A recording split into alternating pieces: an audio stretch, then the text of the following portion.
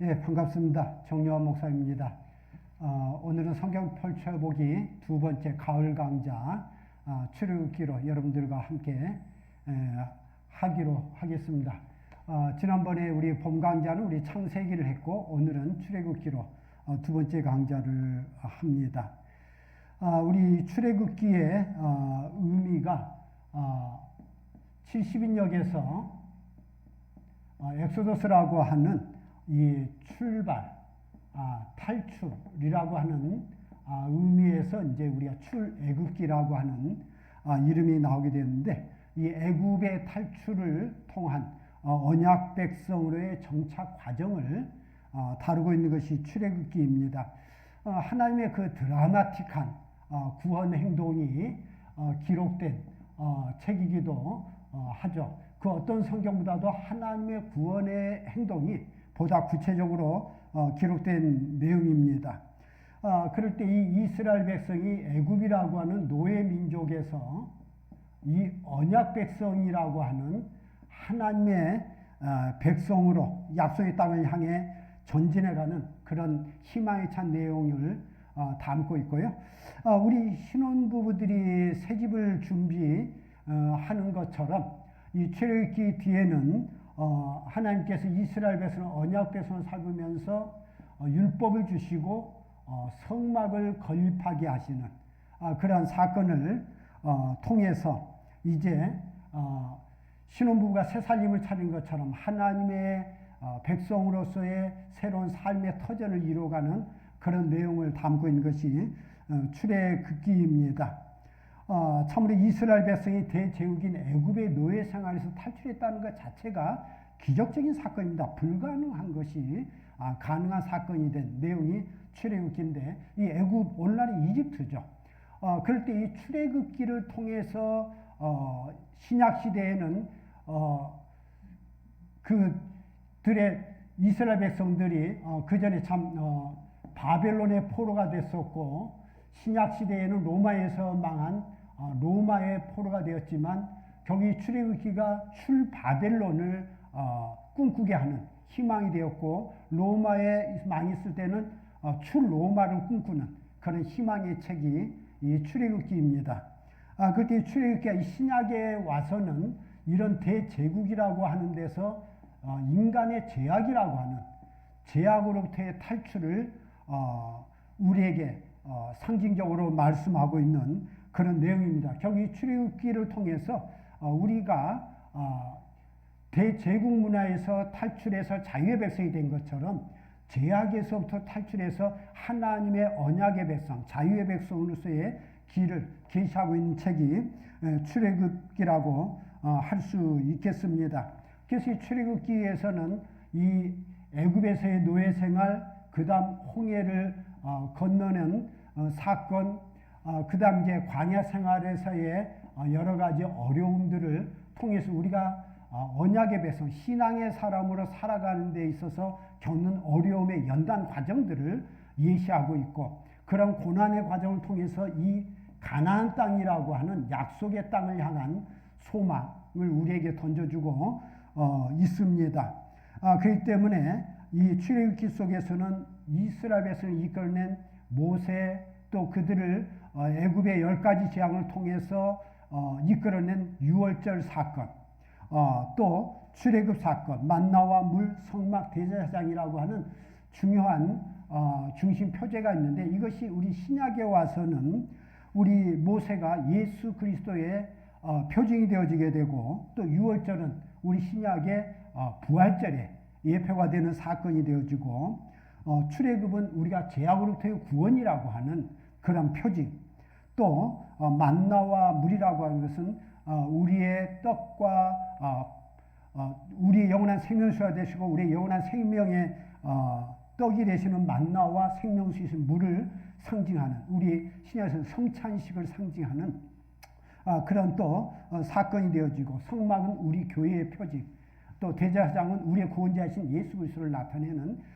그런 사건들이 담겨 있는 것이 이 출애굽기입니다. 그래서 우리가 출애굽기를 잘 이해하시게 되면 우리 신약 시대를 사는 우리 성도들이 영원한 하나님 나라를 소망하면서 걸어가야 될 신앙의 과정, 또 연단된 신앙의 삶을 통해서 거룩한 성도로서의 자라가는 그런 것들을 우리에게 예표하는 그런 성경이 출애굽기라고 할 수 있겠습니다. 자, 그럴 때에 이 출애굽기는 크게 세 부분으로 구성이 되어 있습니다. 1장부터 18장까지는 이스라엘 민족의 해방,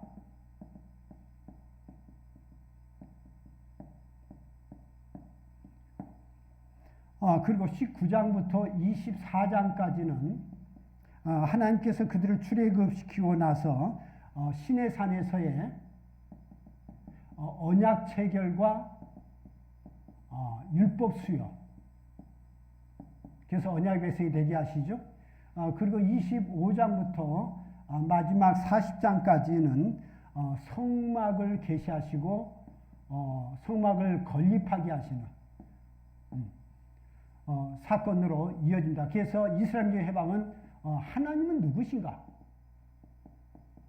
라고 하는 하나님의 자기 계시가 들어갑니다. 하나님은 누구신가? 라고 하고 나타내신 사건이라면은 우리를 구원하시는 하나님, 우리와 함께 하시는 하나님.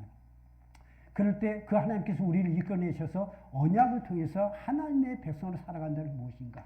그럴 때 이 성막을 통해서 하나님 중심으로 우리가 공동체 이루며 살아가는 그런 신앙 공동체로서 초대가 담겨져 있습니다. 그래서 여기서 구원의 주이신 하나님을 계시했다면은 우리 언약을 통해서 주님의 구원을 기념하는 백성으로 살아갈 것, 그리고 주님과 동행하는 언약 백성, 삶의 공동체가 예시되어 있는 것이 출애굽기 전체 내용입니다. 그래서 저는 이 내용을 가지고 5주간에 걸쳐서 여러분과 함께 하려고 합니다. 그래서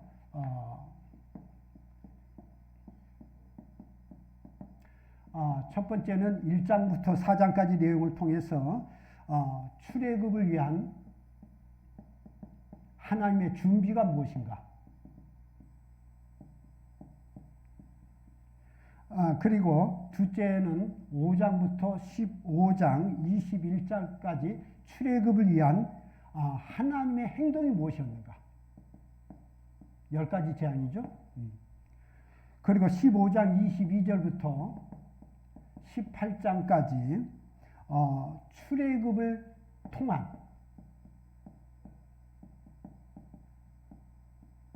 하나님의 연단이 무엇인가? 우리가 구원받으면 전부인 것이 아니라 하나님의 백성으로 연단해 가시는 과정. 그리고 19장부터 24장까지 그래서 출애굽을 통한 하나님의 언약이 무엇인가? 그리고 25장부터 40장까지는 출애굽을 통한 하나님의 은혜가 무엇인가?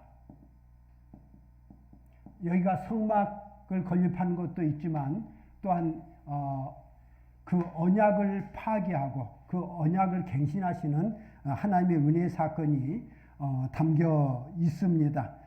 그래서 이 출애굽을 위한 하나님의 준비에서는 하나님의 구원의 계획과 해방자 모세, 또 출애굽을 위한 하나님의 행동에서는 10가지 재앙과 출애굽 사건, 그리고 출애굽을 통한 하나님의 연단에서는 광야 생활과 하나님의 인도, 출애굽을 통한 하나님의 언약에서는 시내산에서의 언약 체결과 율법 수여, 또 출애굽을 통한 하나님의 은혜에서는 언약의 파괴와 갱신, 그리고 성막을 건립한 내용을 5주간에 걸쳐서 여러분과 다루도록 그렇게 하겠습니다. 오늘은 그 첫 번째 강좌로 출애굽을 위한 하나님의 준비가 무엇이었느냐, 곧 하나님의 구원 계획과 해방자 모세에 대해서 오늘 여러분들과 함께 하려고 합니다. 오늘 출애굽기 1장은 애굽으로 내려간 야곱의 12아들의 자손들에 대한 소개로부터 출애굽기는 시작됩니다. 그래서 이 요셉 때에 애굽으로 내려간 그 자손들이 70인이었다라고 소개합니다. 그럴 때 이들이 출애굽할 때에 그들이 출애굽한 인원이 60만 명이었다. 하나님께서 엄청나게 축복하신 거죠. 60만 명. 그런데 이 숫자에는 오늘날 매우 안타깝지만은 여자들 숫자는 빠진 겁니다. 당신이 남자들만을 숫자로 표현했기 때문에. 그래서 약 출애굽할 때 인원이 약 최소한 200만은 됐을 것이다. 어린애와 여자가 빠진 숫자이기 때문에 60만. 그때 200만 명 정도가 출애굽했을 걸로 보여지는데, 오늘 출애굽기에 이 모세가 등장한 사건, 하나님께서는 400년간 애굽에 노예가 되리라고 하셨지만은 실제 이스라엘 백성이 출애굽하는 데는 430년이 걸렸습니다. 그럴 때 하나님께서 모세를 준비하셔서 출애굽할 때가 모세가 80살 되는 해입니다. 그래서 오늘 성경 본문의 배경이 되는 것이 이스라엘 백성이 애굽으로 이주한 지 약 350년이 되는 때가 아닌가, 그렇게 봅니다. 350년 80살 합치면 430년이 되기 때문에 출애굽 그 애굽으로 이주한 지 350년 될 때의 상황이 오늘 성경 본문의 시작 배경으로 그렇게 우리가 봅니다. 자, 그럴 때 이미 350년이라는 세월이 흘렀을 때에 이 야곱의 자손들이 받는 대우는 달라졌습니다. 왕이 새롭게 바뀌었다. 그리고 요셉이 베푼 은혜와 사랑을 망각했다. 그럴 때 이 이스라엘 자손들을 애굽은 어떻게 대우하고 있었느냐? 성경은 그들을 학대했다. 노예로 삼았다. 그렇게 성경은 증언하고 있습니다. 많은 것이 변화된 세월. 그들이 요셉 때는 편안한 목축업을 했지만은 이제 이들이 학대할 때 목축업뿐만 아니라 농사일, 또 국고성 비돔과 라암셋을 건축하는 일을 하게 했다. 이 국고성이라고 하는 뜻은 무기와 어떤 기근대를 위해서 식량을 저장하는 성이라는 뜻이 국고성이라고 되어 있습니다. 자, 그럴 때 놀라운 것은 이들이 학대를 받을수록 이스라엘 백성은 더 번성했다. 하나님께서 주신 축복입니다. 학대를 받을수록 이스라엘 자손은 더 번성했다. 하나님께서는 늘 이 합력하여 선을 이루시는 하나님입니다. 우리 기독교 초기 역사도 그렇죠. 기독교가 박해와 핍박을 받을 때 기독교가 소멸되리라고 봤는데 오히려 기독교는 부흥했어요. 더 번성했어요. 제가 중국 선교를 했지만 중국의 기독교가 핍박을 받을 때 중국의 기독교가 소멸된 것이 아니라 더 부흥했어요. 문화대혁명 시기에 오늘날 이제 또 시진핑 정부가 또 다시 문화대혁명, 제2차 문화대혁명을 하고 있습니다만은 그 상황을 통해서 기독교가 없어진 것이 아니라 가정교회가 태동했고 천안문 사태를 통해서 도시가정교회가 부흥했고 그것이 중국교회의 역사입니다. 저희가 이제 중개했던 한인교회들도 이 후진타오 때 좀 많이 자유로워졌어요. 많이 자유로워졌으니까 교회가 더 잘 될 것 같은데 숫자는 좀 늘었는데 핍박을 받고 쫓겨날 때 한인교회는 튼튼했어요.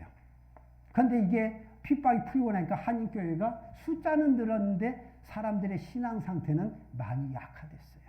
이 평화라고 하는 게 우리가 좋기는 한데 또 단점이 있는 게 우리의 신앙을 무력화한다라고 하는 게 참 아쉬운 점입니다. 그렇기 때문에 우리 인생에서 이 고난을 당한다라고 하는 것이 힘들고 고통스러운 것이긴 하지만은 또 고난이 축복일 수 있다라고 하는 것도 우리가 볼 필요가 있습니다. 뭐 우리가 일부러 뭐 고난을 자처할 필요는 없겠지만 그러나 우리가 고난을 어떤 자세로 받아들여야 될 것인가. 이 출애굽기를 통해서 또 우리가 그런 부분을 볼 수 있게 합니다. 자, 그럴 때 이 이스라엘 백성이 늘어나게 되니까 애굽 왕은 이 산파는 애기 받는 사람인데 오늘날에는 한국이 없죠. 옛날에 제 때만 해도 산파가 있었어요. 집에서 와서 아이들 출산을 도와주는 사람들이었는데 당시 히브리인들의 아기를 받아들이는 산파들을 불러 그 중에 십부라와 부하라고 하는 사람에게 아이가 태어나거든 남자아이면 죽여라. 여자아이는 살려라. 참 무서운 명령이죠.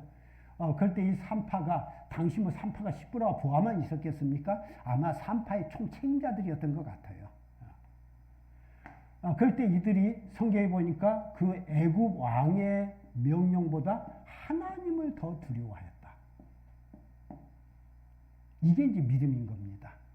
애굽 왕의 명령이 옳은 것이면 따르겠지만 옳지 않은 것이기 때문에 단호하게 거부하고 하나님의 명령에 따라서 아이들을 죽이지 아니했다. 그러니까 이제 애굽 왕이 여기 대해서 분노하죠. 그런데 나중에 다시 내린 명령은 그럼 그 남자에게 태어나면은 나일강에 버려라. 그렇게 새로운 명령을 하게 됩니다.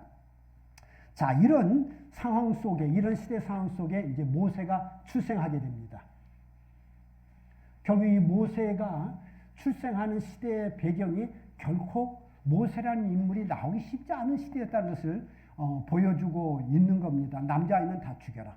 어떻게 그런 시대 속에서 모세가 살아남았느냐. 그 내용을 이제 출애굽기가 우리에게 소개하고 있습니다. 그럴 때 레위 족속인 아므람과 요게벳이라고 하는 부부 사이에 모세가 출생했다. 그럴 때 보면 모세에게 형제들이 있었죠. 누나 미리암이 있었고 형 아론이 있었습니다. 첫째가 미리암, 둘째가 이 두 사람에 대한 출생 이야기는 없습니다. 그것은 일단 이 출애굽에 주도하는 주요 인물이 모세이기 때문에 모세에 대한 이야기만을 하고 있습니다. 자, 이 모세가 태어났을 때 시대가 그랬기 때문에 나일강물에 버려야 됐는데 버리지 못했다는 거죠. 그래서 석 달 동안 엄마가 이 아이를 키우는, 그러나 더 이상 장성하도록 키울 수가 없어서 눈물을 머금고 갈대 상자에 넣어서 나일강에 띄웠다. 자, 갈대 상자에 넣어 띄우면 어떻게 될까? 이게 물이 스며들어서 가라앉아 죽게 되죠. 그럴 때 이 갈대 상자에 역청을 발랐다. 그렇게 말합니다. 여러분이 이 역청이 뭔지 아십니까? 이제 성경을 유심히 보다가 돈 번 사람이 꽤 많아요. 어떤 사람이 성경을 유심히 보다가 갈대 상자에 역청을 발라서 띄웠다. 물이 안 스며 역청이 있었다고? 이 역청은 오늘날로 말하면 콜타르입니다.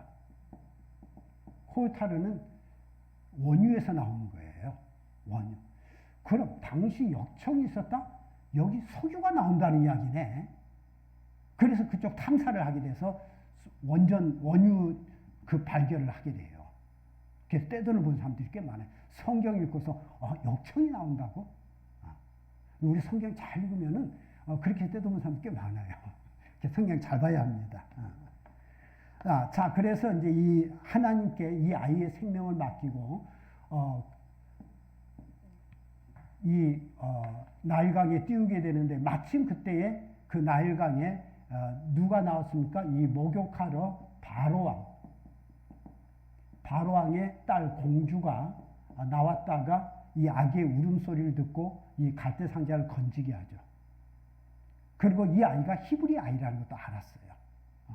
아버지인 왕이 죽이라고 명령한. 그런데 그 아이를 거둬요. 왜 거뒀느냐? 성경은 그를 불쌍히 여겨. 하나님께서 그 공주의 마음에 그 모세를 불쌍히 여기는 마음을 주셨어요. 우리가 여러분들이 성경을 읽으면서 이 불쌍히 여기라는 말에 굉장히 집중할 필요가 있습니다. 예수님의 모든 사역의 기준이 불쌍히 여겨예요. 불쌍히 여겨. 우리가 크리스찬으로 살아갈 수 있는 중요한 가치관이 이 다른 사람을 불쌍히 여길 줄 아는 마음. 여기서부터 우리 크리스찬됨이 존재하게 되는 겁니다. 불쌍히 여겨. 그래서 그 모세를 불쌍히 여겨서 건져냅니다. 그런데 그 떠내려갈 때 그 자리에 누가 있었느냐? 미리암이 그 아이가 떠내려가서 지켜보며 쫓아갈 때 이 공주가 이걸 건지는 것을 보고 쫓아가서 혹시 유모가 필요하지 않습니까? 굉장히 똑똑해요. 그럴 때 그래 너가 아냐? 예, 제가 한번 소개해 드릴게요. 그 누구를 데려옵니까? 엄마를 데려오는 거죠. 그래가지고 이 요게벳에 모세가 위탁돼서 이 젖을 뗄 때까지 맡겨져 있습니다. 보통 그것이 약 3년 정도로 봅니다. 3년 정도 위탁됐다 자라고 그 다음 돌려지게 되는데 당시에 이 유모는 이 젖만 모이고 끝난 것이 아니라 그 다음 성장하는 과정에도 계속 개입하는 것이 전통이었다 그래요.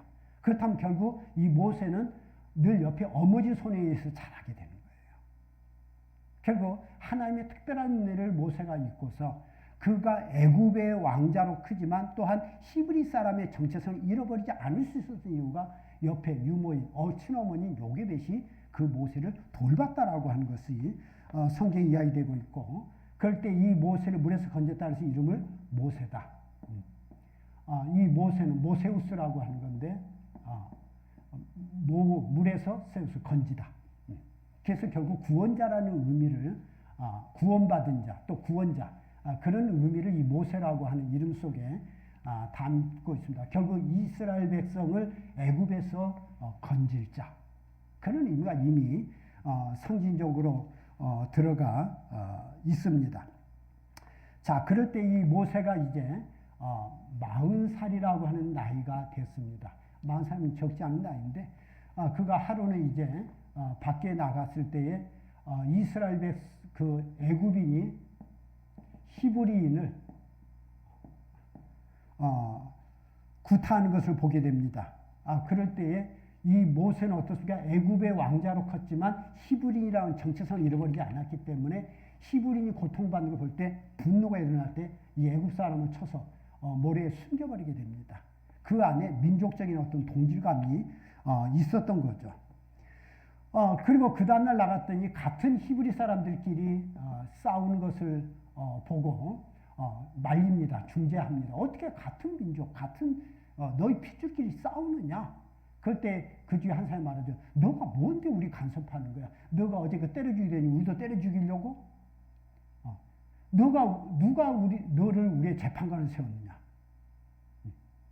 그럴 때에 이 모세는 자신의 어제 사건이 발각됐다는 것을 알게 됩니다. 그리고 이것 때문에 그는 미디안 광야로 도피하게 되고 왕도 모세가 애굽인을 때려 죽였다는 사실을 알고 모세를 찾게 되죠.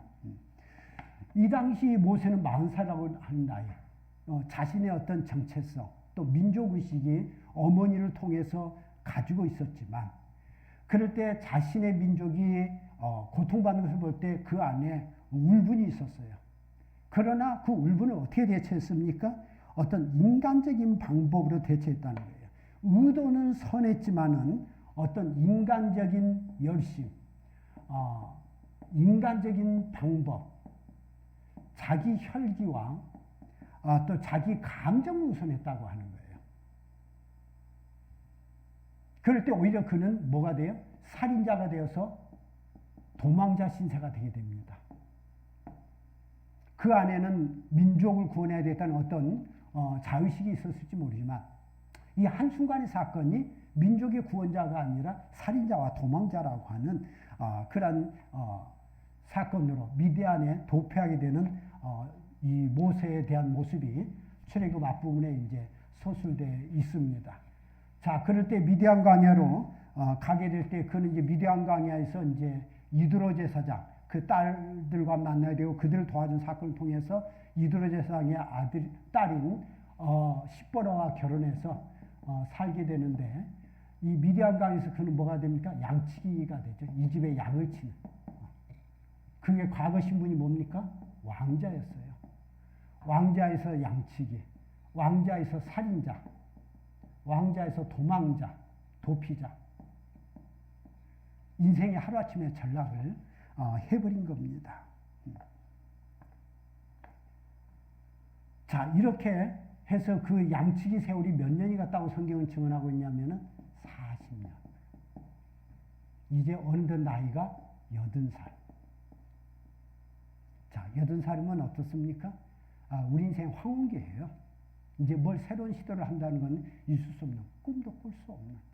아마 이 모세가 자신의 과거를 돌아볼 때 40년의 왕자로서의 생애, 40년의 양치로서의 생애, 참 인생이 더덥다. 아마 그런 생각을 했을 수 있는 그런, 내가 지금까지 뭘 한 거지? 아마 그런 마음도 들 거고, 내가 어떤 민족의 고통, 아픔, 뭔가 해보려고 그랬는데 내가 도망자로서 양이나 치고 있어야 되는가? 아마 옛날에는 그런 울분이 있을지 모르지만 이제는 그것마저도 사라지고 없는, 나는 언제 하나님께 부름받아야 되나? 아마 그 생각을 할 나이가 됐던 것 같습니다. 그런 생각을 하고 있는데 하루는 그에게 놀라운 기적이 있습니다. 양을 치고 가는데 이 가시떨기, 가시덤불입니다. 가시떨기에 불이 붙었는데 꺼지지 않는 사건이 나오게 됩니다. 이게 사막지대이기 때문에 여름에 햇빛이 뜨겁게 달아오르면은 이게 순간으로 불이 확 붙고서 꺼져버리는 게 흔한 사건이라고 해요. 그런데 이 모세가 집중하게 된 것은 확 붙었는데 안 꺼진다는 거예요. 이게 뭐지? 살을 꺼져야 되는데 안 꺼지고 계속 타고 있다. 뭐지? 이것이 이제 모세의 관심을 끌고 모세가 이 가시떨기에 다가갔다. 성경은 말하고 있습니다. 그럴 때 그 가시떨기 나무에 여호와의 사자가 함께하고 있었다. 결국 이 모세가 내가 이 큰 광경을 보리라 그렇게 말하고 있습니다. 그럴 때 하나님께서는 이 모세가 꺼지지 않는 가시떨기의 불빛을 보고 돌아오는 것을 이제 발견하고 하나님께서 모세를 부릅니다. 모세야, 모세야. 그럴 때 모세가 내가 여기 있나이다. 그 아마 당황했을 것 같아요. 자기는 꺼지지 않는 그 불길 가운데 모세야, 모세야. 내가 여기 있습니다. 그럴 때 하나님께서 이리로 가까이 오지 말라. 너가 선 곳은 거룩한 땅이니 내 발에서 신을 벗으라. 여기에 가까이 오지 말고 너가 선 곳은 여기가 거룩하다고 말하지 않아요. 너가 지금 서 있는 그 자리가 거룩하니 그 자리에서 신을 벗어라.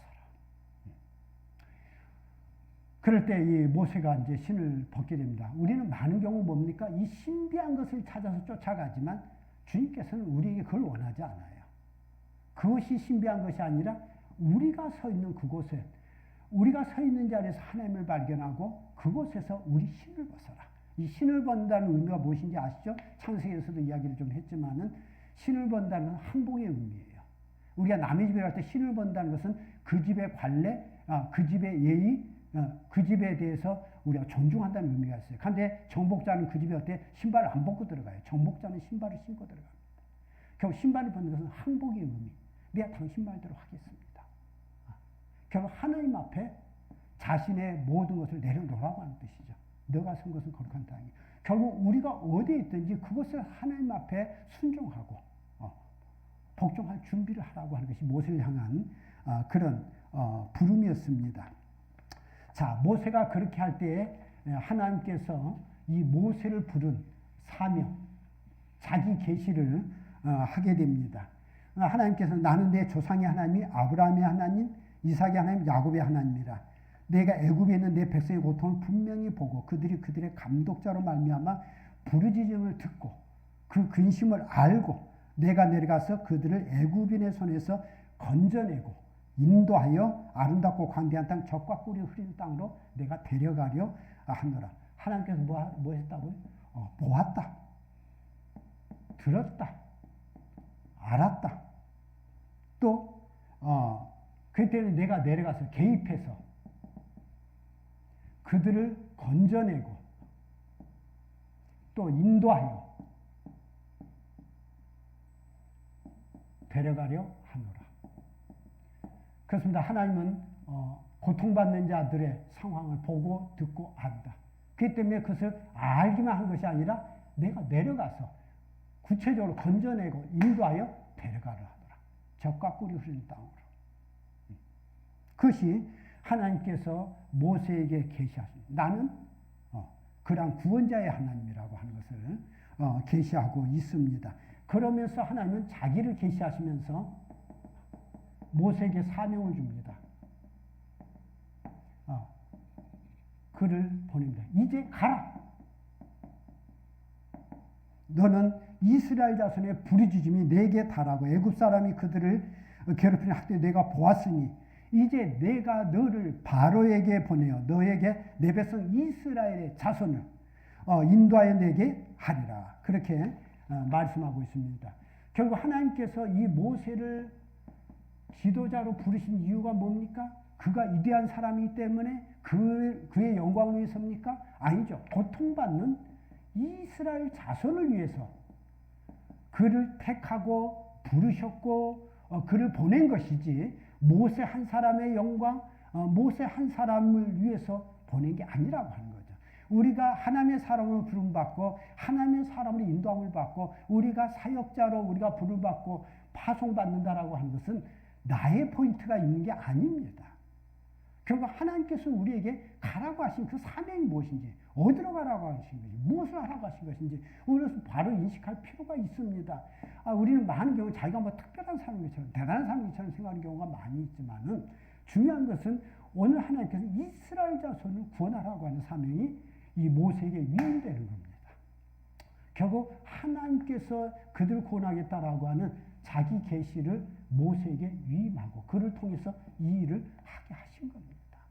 결국 하나님이 하실 일을 모세에게 위임하신 거예요. 하나님께서 우리를 사역자로 세우고 하나님의 사람을 세운 것은 우리를 통해서 하나님 일을 하라고 세움 받은 것이지 우리가 특별한 사람으로 세상 가운데 추앙받으라고 세운 것이 아니라고 하는 사실을 우리는 알 필요가 있습니다.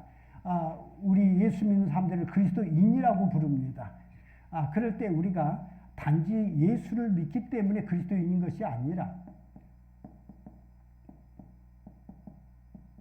그리스도인은 그리스도를 나의 구주로 믿고 고백하는 사람들입니다. 그럴 때 단지 믿기 때문에 그리스도인이 아니라 그리스도께서 하신 일을 또한 우리 보고 그렇게 살라라고 하는 사명이 맡겨진 것이 그리스도인이에요. 그리스도의 사람들, 그리스도의 사명을 부여잡은 사람들.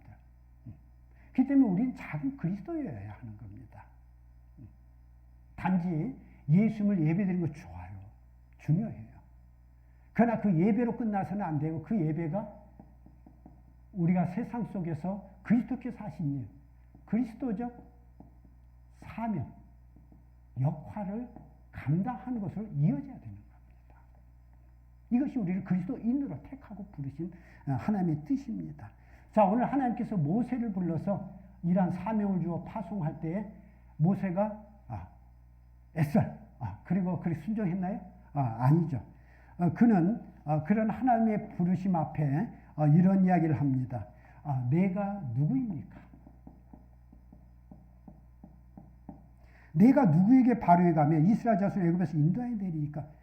나는 그걸 할 수 있는 능력이 있는 사람이 아닙니다. 결국 광야 40년에서 모세는 자신은 그 일을 할 수 있는 사람이 아니라고 하는 겸손으로 낮춰졌어요. 과거의 혈기가 빠졌어요. 우리는 어때? 우리 그 얘기 하면 좋다 그럴 거예요. 요즘 한국에 보면 서로 뭐 교단 총회장 하려고 난리 아니에요? 서로 지도자 되려고 난리인데 모세는 할 수 없다. 자기는 아무 능력이 없는 사람이다. 내 나이 80에 뭘 합니까? 하나님은 자기가 하겠다는 사람을 쓰는 것이 아니라 자신의 혈기가 빠져있는 온유한 사람을 들어서 하나님 쓰신다는 사실을 알 필요가 있습니다. 베드로가 혈기의 사람이지만 온유해졌어요. 사도 바울이 그 전에 사울일 때 혈기파였지만 예수를 믿고 그 혈기가 빠졌을 때 그 온유한 사도 바울을 쓰셨어요. 우리 모든 믿는 사람은 우리의 혈기를 쓰는 것이 아니라 오직 하나님을 의지하는 믿음을 살아가는 온유한 자를 들어 쓰인다는 사실을 알 필요가 있습니다. 자, 그럴 때 모세가 내가 누구니까 나는 할 수 없습니다. 그럴 때 하나님께서 내가 반드시 너와 함께 있으리라. 너가 하는 것이 아니라 너의 능력이 아니라 내가 너로 그렇게 하게 하겠다. 어떤 하나님의 인도하심 또 성취를 모세에게 이야기합니다. 너가 아니야. 내가 하게 하는 거야. 그럴 때 모세가 다시 묻죠. 그럼 당신의 이름이 무엇입니까?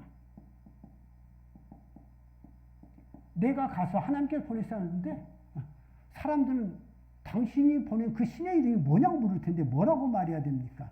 그럴 때 하나님께서 너의 조상의 하나님이 나를 너에게 보내셨다 알아. 그러면서 나는 스스로 있는 자다. 놀라운 이름이죠. 자존자다. 우리가 여호와 하나님이라고 말할 때 이 여호와의 뜻입니다. 나는 스스로 있는 자다. 자존자라는 거죠. 피조물이 아니라는 거죠. 만물의 근원이 되시고 창조주가 되시는 하나님. 나는 스스로 있는 자다. 영어로는 아주 번역을 잘했어요. I am I. 나는 나다. 나는 나다. 나는 나야? 뭐라고 설명이 안 돼. 스스로 자존자다. 여호와 하나님으로 계시를 합니다. 자, 그럴 때 이것이 나의 영원한 이름이고 또 대들에게 기억할 나의 칭호라고 이야기하고 있습니다. 그래서 나는 스스로 있는 자라고 하는 것을 또 다른 번역에서는 너가 가는 그곳에 내가 있다. 그렇게도 번역을 합니다. 너가 가는 그곳에 내가 있다. 결국 우리와 함께 하신다는 뜻이죠. 우리가 어디에 가든 그곳에 나는 너와 함께하고 있을 것이다.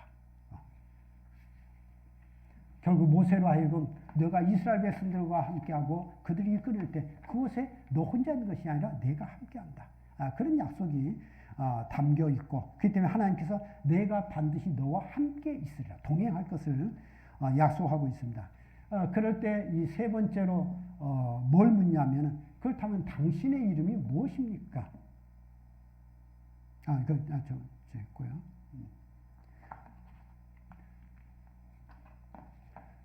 내가 그렇게 말할 때 사람들이 나를 믿지 않을 것입니다. 누가 내 말을 믿겠습니까? 나를 믿지 않을 것입니다. 그럴 때 하나님께서 이 모세에게 두 표징을 보여주시죠. 그래, 너가 가진 손에 있는 지팡이 던져봐. 그럴 때 뱀이 돼요. 그럴 때 그 뱀이 되었을 때 꼬리를 잡아봐라. 그럴 때 다시 지팡이로 돌아오는 거예요. 근데 보면 하나님께서 이 뱀이라는 걸 제압하면 어때? 뱀의 머리를 잡아야 되죠. 그런데 꼬리라는 게 꼬리를 잡으면 물게 돼 있어요. 결국 이 모세의 믿음을 테스트하고 있는 거죠. 뱀의 머리를 잡아야 되는데 꼬리를 잡으라고. 그런데 꼬리를 잡을 때 다시 지팡이로 돌아오게 됩니다. 이 작은 사건 안에도 하나님께서 우리의 믿음을 테스트하고 있는 거죠. 그 다음에는 너 품에 내 손을 넣어봐라. 그럴 때 이 손을 넣었을 때 나병 환자의 손이 되는 문둥병. 다시 넣었더니 낫는 두 가지 표징을 보여줍니다. 사람들에게 이것을 보여줘라. 그는 믿을 것이다. 그리고 또 하나의 이적. 나일강물을 떠서 땅에 보라. 피가 될 것이다. 이 표적을 통해서 너를 믿지 않거든 이 표징을 행하라. 그럼 사람들이 믿을 것이다. 그러니까 이번에는 또 이제 모세가 말하죠. 나는 말에 둔합니다. 나는 말을 못합니다. 좀 핑계도 많아요.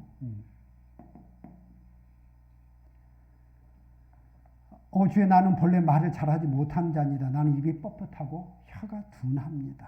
그럴 때 하나님께 말하죠. 누가 사람의 입을 지었느냐? 내가 아니냐? 그러면서 하나님께서 가라. 내가 내 입과 함께 있어서 할 말을 가르치리라. 그러나 모세 말하죠. 보낼 만한 자를 보내소서. 말에 둔하다. 왜 그런 말을 했을까? 그럴 때 요즘 이제 학자들은 그런 이야기 합니다. 이것이 그가 말을 못한다는 뜻이기보다는 사실 모세가 어디서 자랐습니까? 애굽 왕궁에서 자랐어요. 애굽 왕궁에서 자랐으면 뭐예요? 애굽어를 잘하는데 히브리 사람 수에서 잘하지 않았어요. 그렇기 때문에 히브리어에는 약했을 걸로 봅니다. 엄마 요괴벳이 유머가 있긴 했지만은 결국 애국어예요. 그렇기 때문에 내가 히브리 사람들이 가서 애국어로 이야기해서 뭐가 잘 통하겠습니까? 아마 그런 의미가 아니었을까. 그럴 때 하나님께서 아론을 대변자로 주게 되죠. 아론이 너의 말을 전할 것이다. 아론에게 모든 지시를 해라. 여기서 우리가 모세의 겸손한 모습을 보이면서도 또 뭡니까? 지나친 겸손은 또 하나님께서 기뻐하지 않으신다. 결국 하나님께서 분노하죠. 결국 우리는 겸손해야 되지만 지나친 겸손은 또한 합당치 않다. 그러나 여기서 우리가 모세가 굉장히 과거와 달리 자기 혈기, 자기 감정이 우선했던 사람이 아니라고 하는 것. 바로 그를 하나님께서 불러서 쓰셨다라고 하는 것을 보게 됩니다. 자, 그럴 때 이제 이 모세를 보낼 때 이 모세에게 먼저 히브리인들의 장로들을 불러서 그들에게 이 메시지를 전할 것을 당부합니다. 자, 그가 이제 아론과 함께 히브리 장로들을 불러 모아서 이 표징을 행할 때 그 장로들이 그 표징을 보고 하나님께 보내주신 것을 믿었고 또 그들에게 머리 숙여 경배했다 그렇게 이야기합니다. 그래서 하나님의 권위를 인정한 자세를 보여주고 있습니다. 오늘의 강의를 좀 정리해 보겠습니다. 결국 오늘 사건에서는 출애굽을 위한 하나님의 준비가 무엇이었는지를 우리는 발견하게 됩니다. 고난을 통한 그 백성들의 염원과 지도자 모세를 준비했고 하나님은 모세를 키우는데 80년이라는 세월을 들였습니다. 왕자에서 양치로 전락한 모세, 그를 광야에서 버려둔 것이 아니라 광야에서 하나님은 그를 훈련하셨다. 그래서 이스라엘에 가면 이 광야라고 하는 뜻은 하나님을 만나는 곳이라는 뜻을 가지고 있다 그래요. 광야, 하나님을 만나는 곳. 우리 인생의 광야에서 우리는 고통스럽게만 한 것이 아니라 그것을 하나님을 만나고 교제하는 축복의 장소가 광야라고 하는 것. 우리가 그것을 기억할 필요가 있겠고요. 이 광야 40년에서 모세가 하나님께서 쓰시는 위대한 지도자로 키워졌다라고 하는 것. 그럴 때 그가 이스라엘 박해받는 학대받는 이스라엘 민족을 구원하는 해방자로 될 수 있는 연단의 시간이 광야 40년의 세월이었다라고 하는 것. 하나님은 혼자 일하시지 않고 사람을 준비하고 키우신다는 사실을 우리가 발견했으면 좋겠습니다. 그때 우리가 모세를 오늘 해방자라고 그랬는데 다른 말로는 구원자. 결국 구원이라는 건 뭐냐? 우리를 얽어매고 있는 그 어떤 것으로부터 건져내는 것. 해방. 결국 출애굽기가 탈출하는 의미를 가진 것처럼 우리가 벗어나고 탈출해야 돼. 우리의 지금의 상황, 또 세력이 무엇인지를 우리가 분별할 줄 아는 게 필요합니다. 결국 출애굽기는 하나님이 이스라엘 백성을 구원해 나가는 역사 가운데 가장 결정적인 사건을 계시하는 것이 출애굽기인 것처럼 출애굽기를 통한 우리 인간 구원을 위한 하나님의 섭리와 뜻이 무엇인지를 우리가 출애굽기를 공부하면서 한번 함께 볼 수 있는 기회가 됐으면 좋겠습니다. 그렇습니다. 우리가 신앙적 과제로 우리가 민족적이든 개인적이든 우리 고난의 현실을 바라보는 신앙적 관점은 무엇이어야 되느냐를 우리가 오늘 1강을 통해서 한번 생각해 봤으면 좋겠습니다. 결국 오늘 하나님은 고난을 통해서 우리의 구원을 준비하고 계신다. 우리가 이것을 첫 번째 시간 우리가 보고 이제 2강을 통해서 하나님의 구체적인 행동이 무엇인가 그렇게 보도록 하겠습니다. 함께 해주셔서 감사합니다.